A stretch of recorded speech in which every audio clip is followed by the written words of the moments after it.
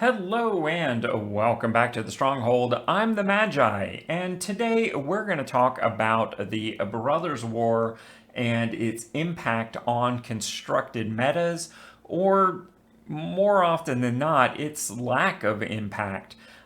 For a set with so many interesting cards, and in particular the retro artifacts adding so much to the Eternal formats, it's very surprising how little this actually changed when it came to the standard meta. In fact, the majority of decks only picked up one or two cards of questionable value. So let's take a closer look and decide what we want to do with Brothers War moving forward.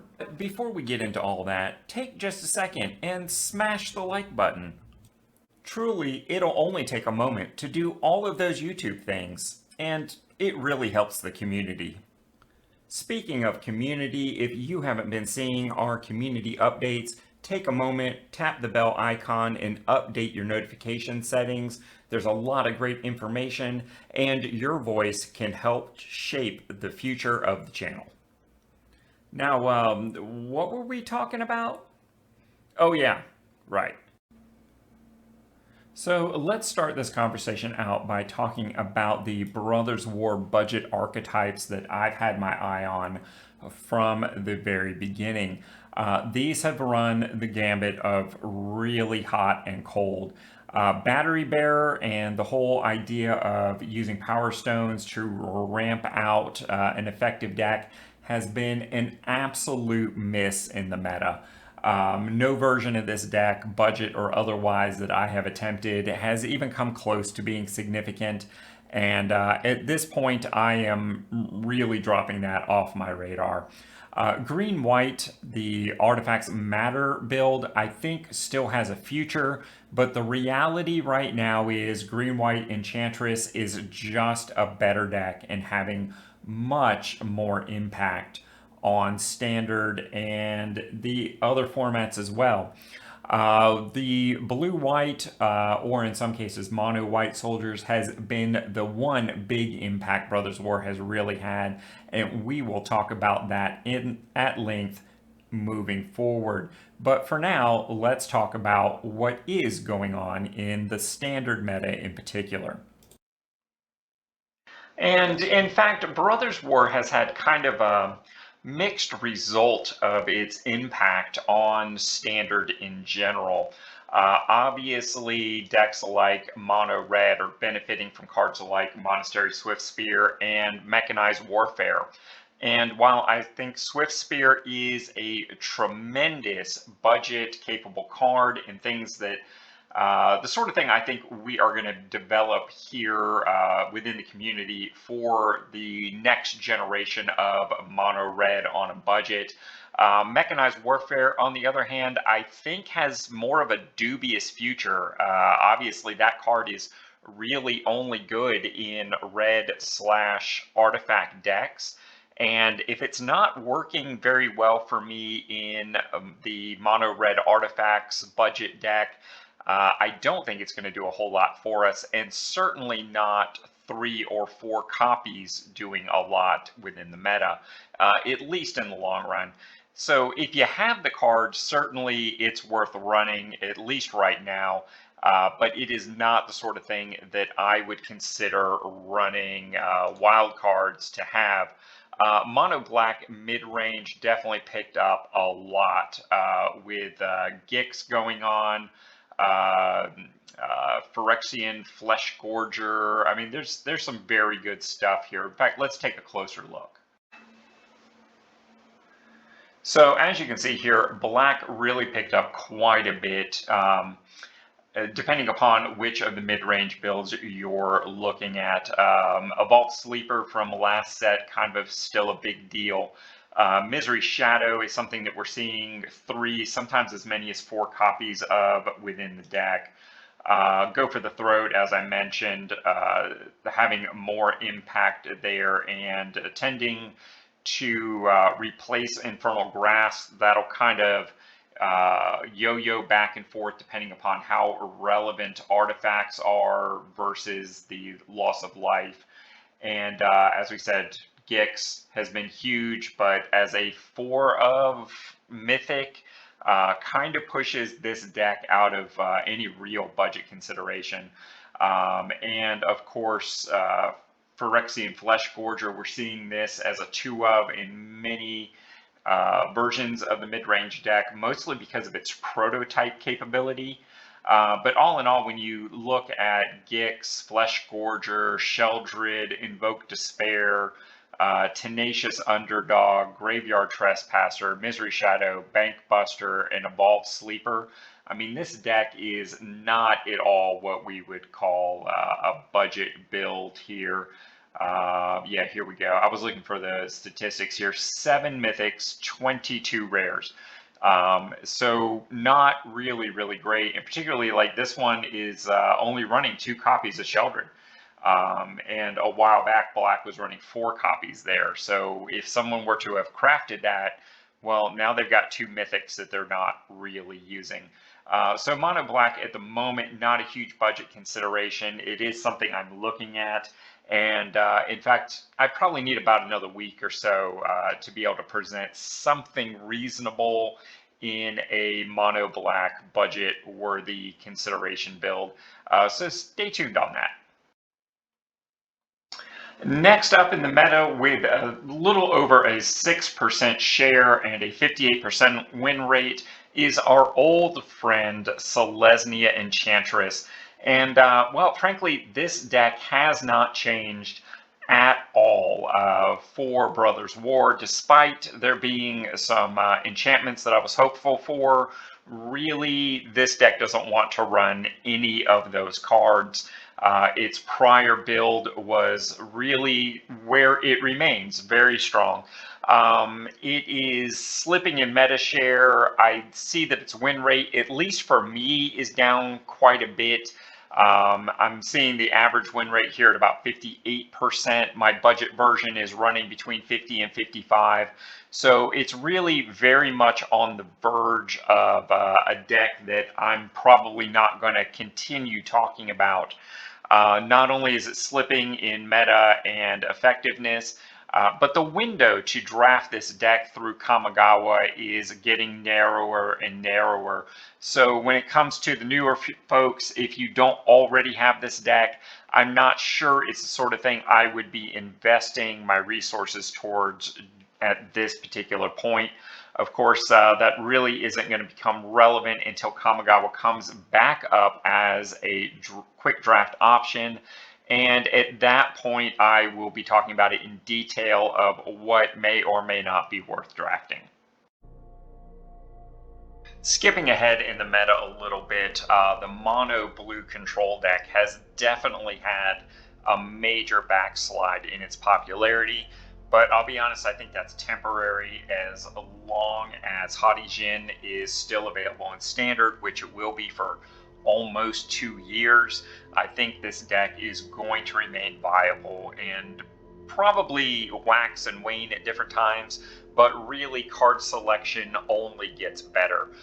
Brothers War did not do a whole lot for this deck, but I do think the one card that is well worth considering is Curate as a substitute and quite possibly a replacement to Impulse.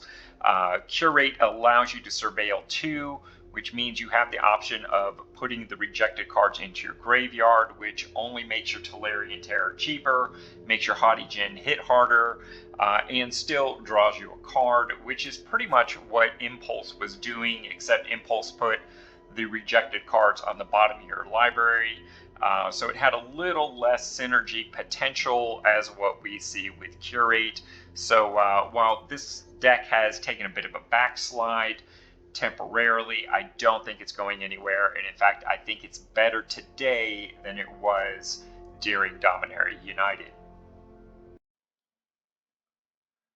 But of course, the biggest impact that Brothers War has had on the standard meta has been the introduction of the Soldiers deck, or really I should say decks, because of course you can build that with a mono white version and a mono or excuse me, a Azorius blue-white, more of a Flyers build. Both are pretty good. Let's take a good look at both of the meta builds before we talk about how to budget those decks down.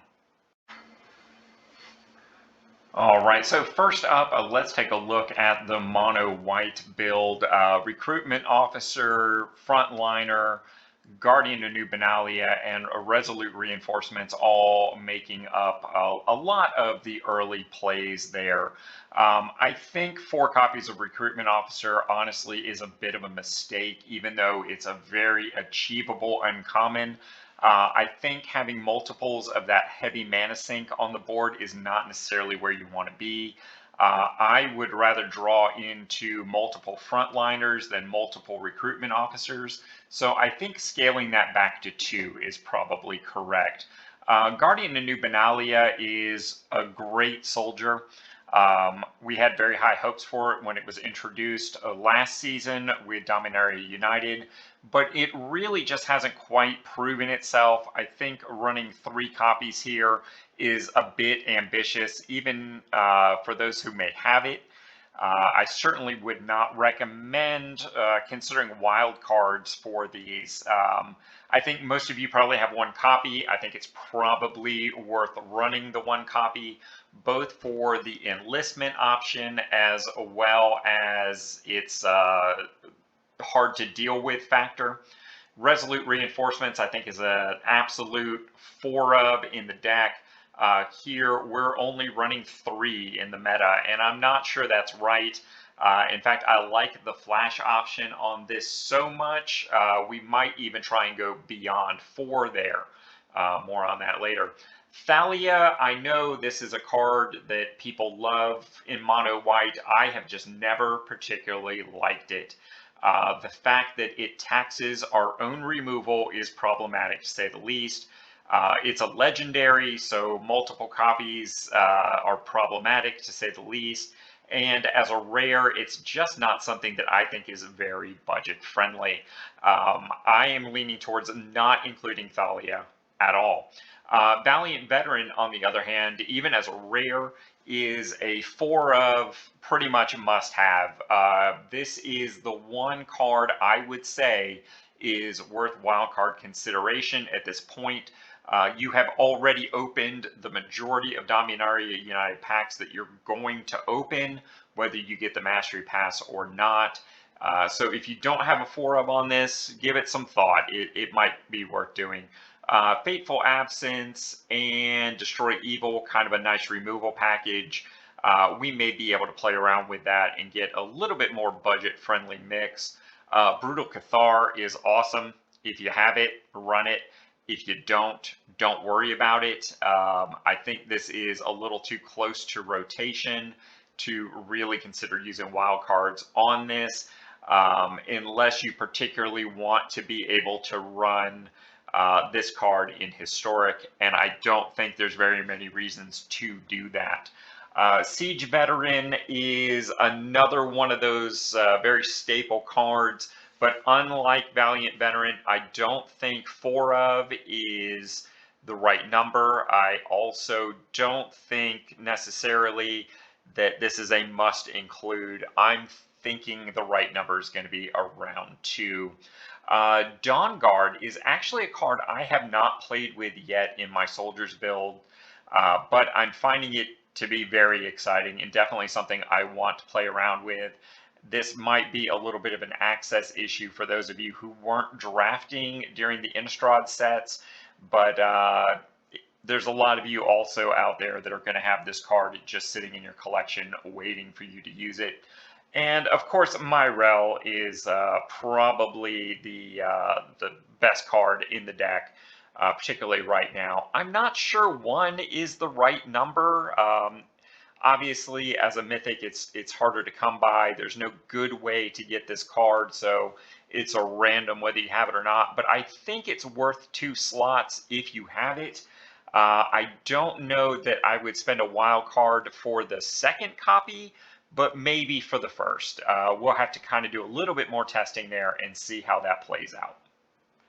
Now, Then switching over to the Azorius build, if you notice here, this is still mostly a mono white deck. The biggest difference, of course, is the mana base. And I see some mana bases for this deck running 14 or 15 rare cards just in the mana base. So I think this is a case of really coming down to what's in your collection. Deserted Beach, I don't think we need 4 of. Honestly, I think 2 is probably the right number. Or excuse me, the Fortified Beachhead is the 2 of, not 4. Deserted Beaches, of course, you have 1 guaranteed. Multiples would be nice. Mishra's Foundry as a man land is kind of a nice include, but certainly not something I would spend a wild card for this specific deck. Although all in all, I think Mishra's Foundry is worth wildcard consideration. Also, the Pain Land for this is an easy include here.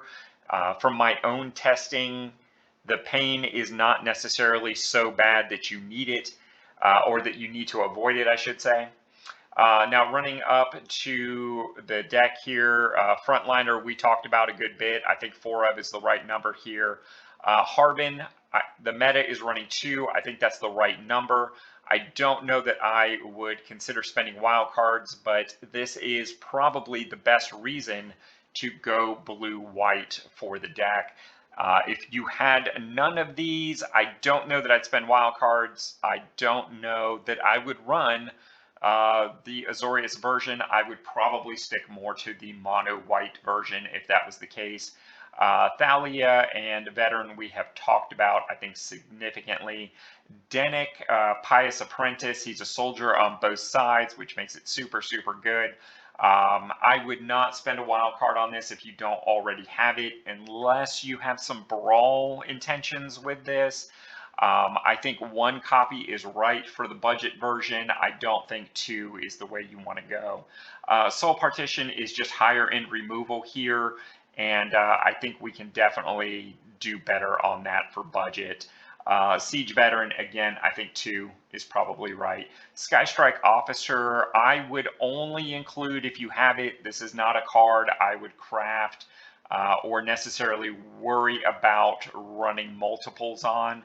But again, if you don't have this, if you don't have Harbin, I'm not sure why you necessarily want to go 2 color and expose yourself to that huge mana base liability. Reconstruction is a good card. I don't love it for this. I mean, it's a good solid dig, but I don't think it's worth the rares personally.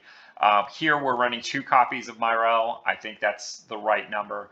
And Urza is your general, so to speak, your lord, giving your artifact creatures +2/+2.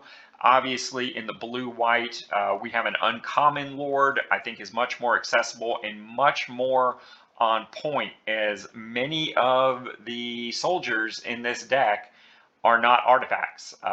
So I don't love it. I think it's a little bit of a synergy miss, and something I think we can easily improve upon. All right, so let's start taking a look at some of the budgeted down versions.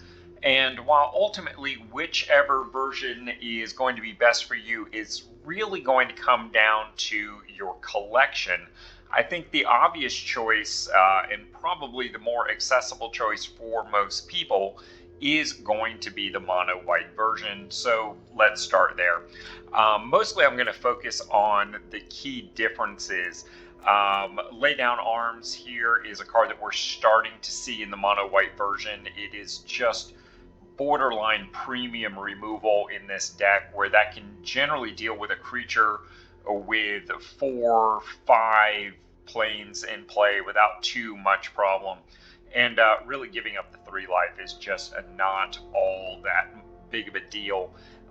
This is the deck's main way of dealing with those troublesome cards like Sheldred.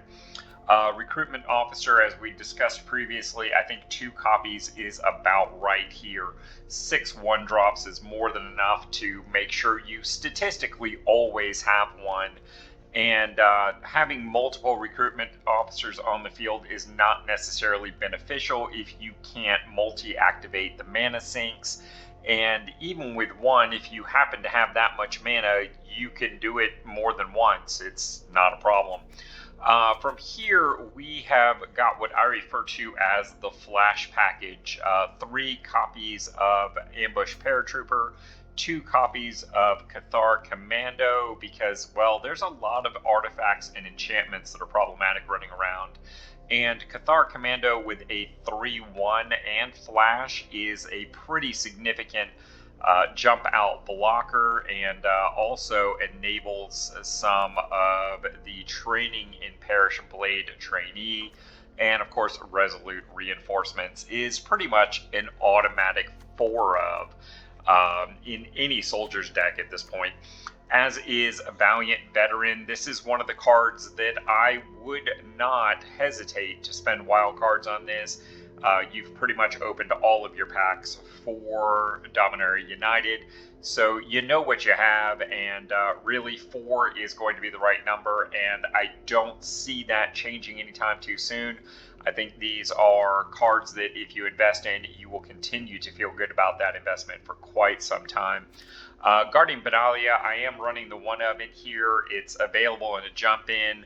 And between that and the popularity of Dominaria United and the amount of drafting and pack opening that went into most of our members of a budget community, I think it's a pretty sure bet that you've got one here.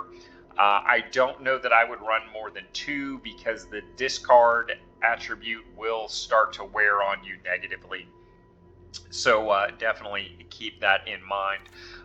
In addition to the lay down arms, we've got Destroy Evil in here as another way to deal with pesky enchantments, and of course the Enchantress deck, and removal of toughness 4 or greater creatures. Also, Valorous Stance deals with those larger creatures that are so problematic, and also gives our creatures an ability to become indestructible at instant speed and win some combat confrontations. From there, Brutal Cathar and Siege Veteran, 1-ofs on each. And obviously, if you have more on these, there's no reason to not run them.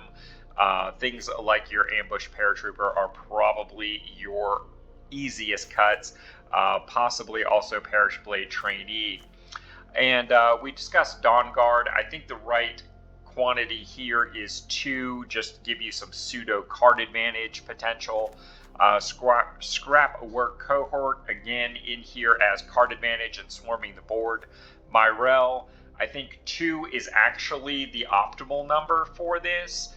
And I would spend a wild card to have the first copy. As you can see, I don't have one on this particular account. But I don't believe I'd spend a wild card to get a second. The mana base is pretty darn simple, mostly plains, and in fact can be all plains. But if you do have a Seat of the Empire and or a Mistress Foundry, I think 1 of each is great. Mistress Foundry, maybe 2 of. Maybe. All right, and now we've got the budget version of Blue-White Soldiers, and I think the key points here to go Blue-White is you have opened some number of fortified beachheads and have 1, possibly better 2 Harbins. If you can't say yes to those, I don't know that I would go Blue-White. Also, Skystrike Officer is a great include, but not really necessary. And of course, if you've got Dennick from the older Innistrad sets, a 1-of is a really nice include. 2 is, again, also better, particularly if you're only running 1 Harbin. But that is not something I would worry about or keep you from building the deck if you don't have it. Beyond that, the main differences here in this deck obviously come with the mana base. I'd say you need 8 or 9 blue sources in total. We talked about those fortified beachheads being pretty important Deserted Beach, everybody's got at least one copy on that, and Adakar wastes are not hard to come by if you were drafting during Dominaria United.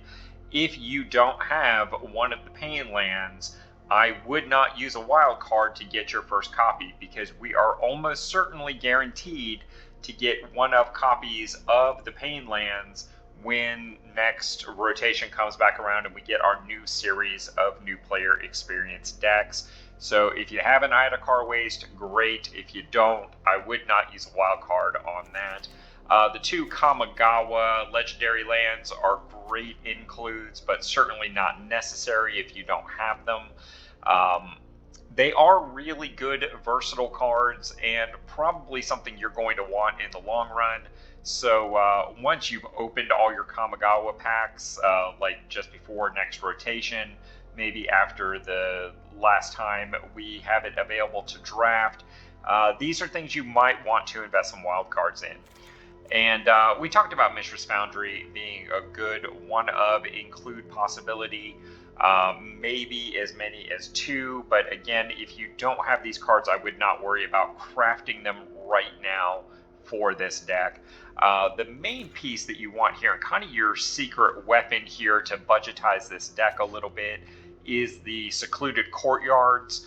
I'm running two in this deck because I have a pretty solid mana base otherwise, but certainly if you have more than two copies, these are very, very good. They don't come into play tapped, and well, obviously you're going to name Soldier as the creature type, and there you go.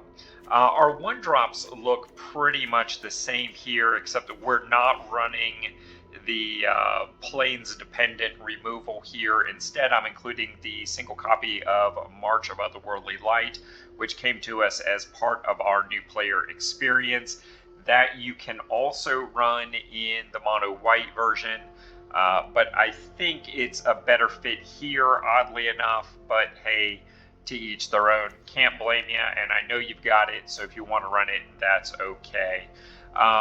Pretty much the 2-drops are very much the same until we get down here into the white territory. We talked about Harbin and Dennick.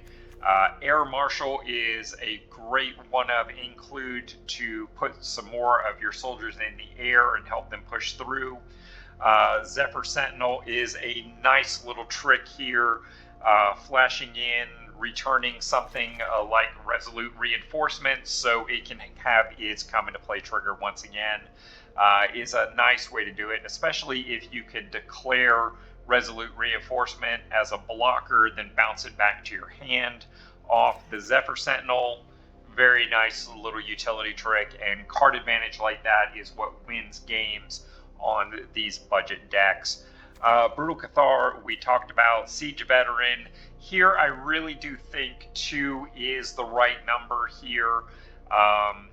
Again, I don't know that I would be crafting those cards at this point in the season, because there's still a lot of Brothers Wars to be opened, and you could very easily come into 2 copies of that if you don't have it already.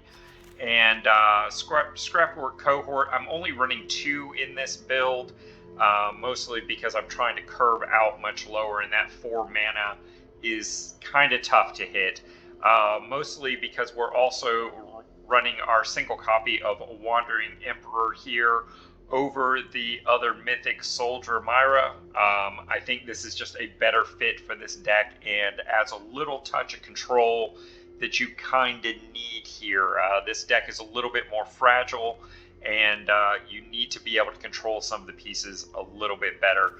And of course, Yoedia Tactician is our budget replacement here as our Lord. Other soldiers get +1/+1. We're running 2 copies. If you get 2, of course, they do pump themselves, but generally 1 on the board is enough, and that's why I'm only running 2 copies. 9, 8, 9 sources for blue is more than enough, because as you can see, we're running very little blue, and everything is a single pip on that. And every blue card we're trying to cast can work off the Secluded Courtyard, even with the soldier restriction. So there it is, guys. That's the blue-white soldiers deck on a budget, and I hope you're able to build at least one of these, if not both. I think both of them have their place, and combined in the meta, they're the biggest deck in the format right now.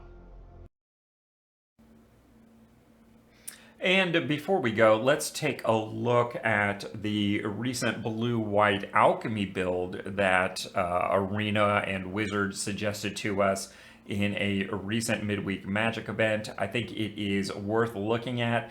If for no other reason, it allows us to see some synergies, as well as the fact that the alchemy cards are not really adding a lot to the deck, and I think that is a pretty telling fact. This is the Soldiers deck that I think everyone saw coming. Obviously, it was part of my prediction, but I don't think there was anything particularly special there. I think anyone could have seen this coming.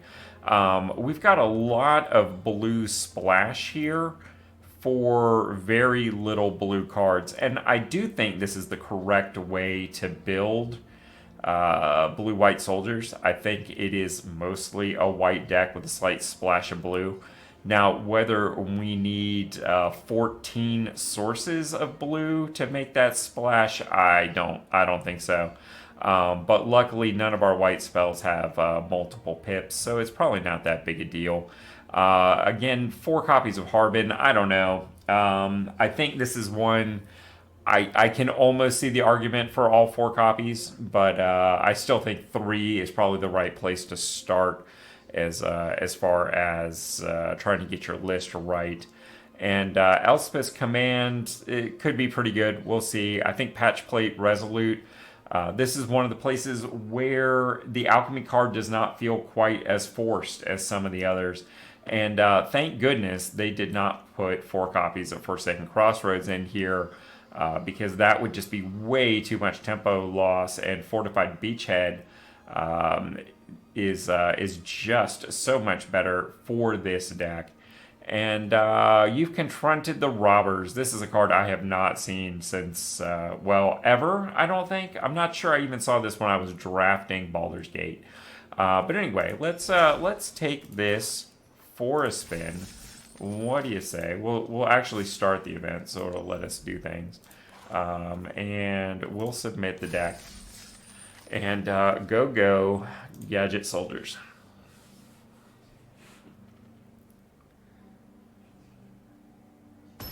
Oh, well, we didn't have to wait long for an opponent. That's a good sign. I guess I wasn't the only one that was a little anxious to be playing tonight.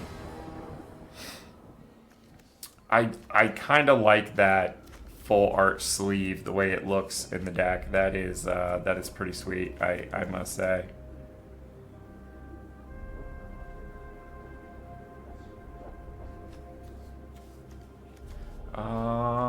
Okay, so I think we just, let's keep. Forgot I was making a mulligan decision. I was trying to figure out what my first play was.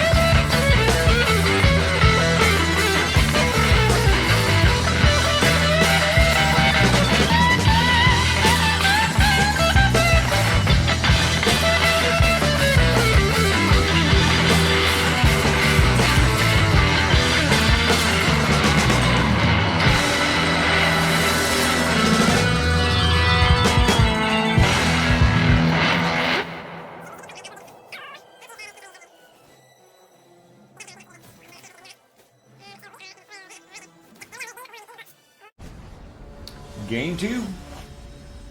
Numero dos.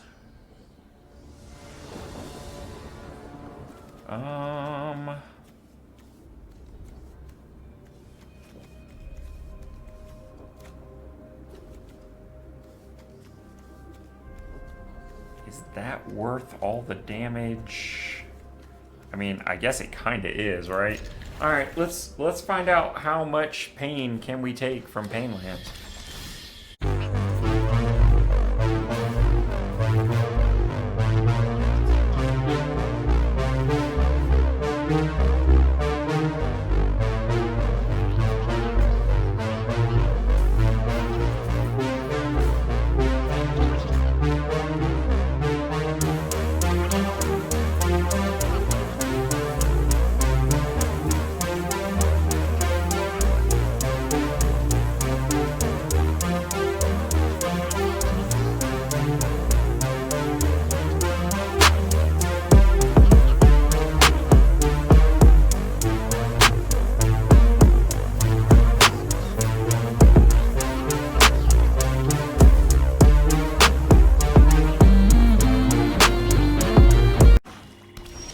And I think we kind of win. Yep. All right, there we go. This deck is brutal fast. I can't believe opening up without a single basic land, most of which was pain lands, and we got there on like turn 3 or something. Will the winning streak continue?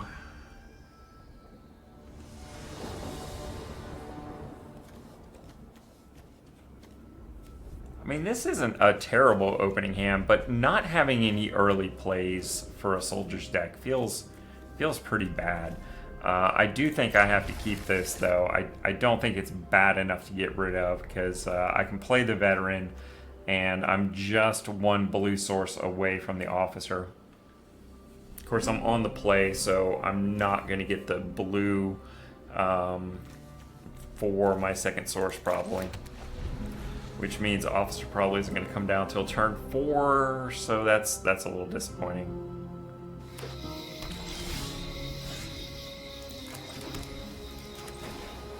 Yep, this is not a great opener here.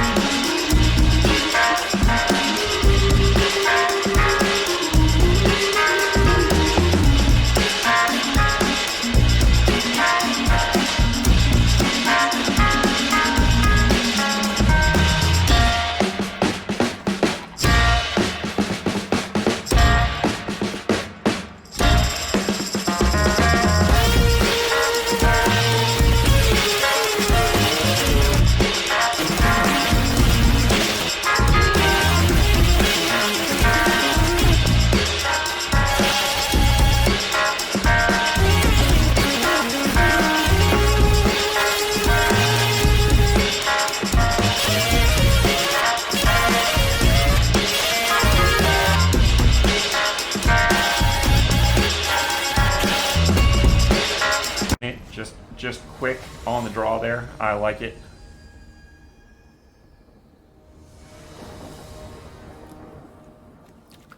I like that opener too. I think we drop a land turn 1 and then pass on turn 2, resolute reinforcements, drop the Veteran, swing 4 seems pretty solid. We'll open up with the plane just in case that seat becomes relevant.